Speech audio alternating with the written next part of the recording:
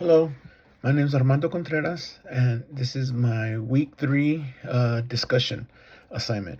Um, I used to work in an itty bitty classroom for about 10 years, and part of that job that I had to do was I used to work as an instructional assistant. And my daily routine, one of the things that I had to do was I had to make phone calls home to the kids who were absent. And since a lot of kids sometimes were absent, I had to speak to these parents very frequently.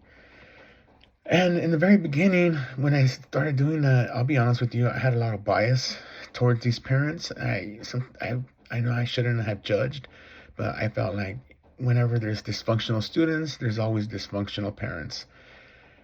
And I was wrong to think that way, because eventually, after time went on, after the more I spoke to these parents, I found out that these parents are just normal people. They have extremely rough lives. A lot of these parents are single parents raising their children by themselves, and they just work really hard. And of course, you did have parents who weren't always on the positive side, but I've learned to build a relationship with these parents, and was able to communicate with them. And very often these parents would also call me, not just to let me know their child was going to be absent, but for other stuff throughout the day, as a result of that being my job.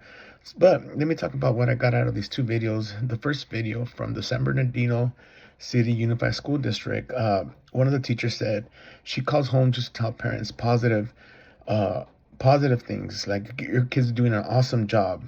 That really stood out to me, because communication shouldn't just be about negative stuff. It should also be about positive moments. How that video explains, that's how you build trust with these parents.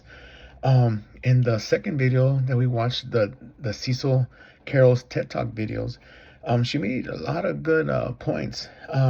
She said that good communication looks like respect, like meeting parents where they are, not stigmatizing them. So we should go ahead and work with these parents, not talk down to these parents, but work with them, as a partner, um, and send information home. And I believe doing all of this, we build bridges to help their child out. Um, the There's three takeaways that I took out from these videos. The first one is always make positive phone calls and text updates, just not negative.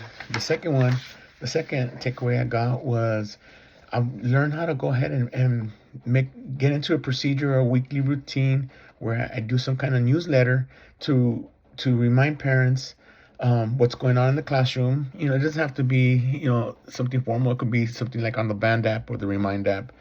And the third is the takeaway guy is always keep an open door policy, where I invite the parents to go ahead and participate in any of our events, um, and involve them in their child's lives.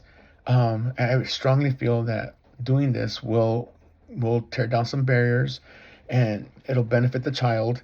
One of the quotes that Cecil Carroll said, that I really liked, was, "Teachers' working conditions are students' learning conditions." So we need to keep that in mind. We need to create the best possible learning environment for students to succeed. Um, so both videos made a lot of sense. Um, so one of the things it's about, one of the things that we need to do is build relationships, have strong empathy and teamwork. And that way the students win every time. Thank you. Bye.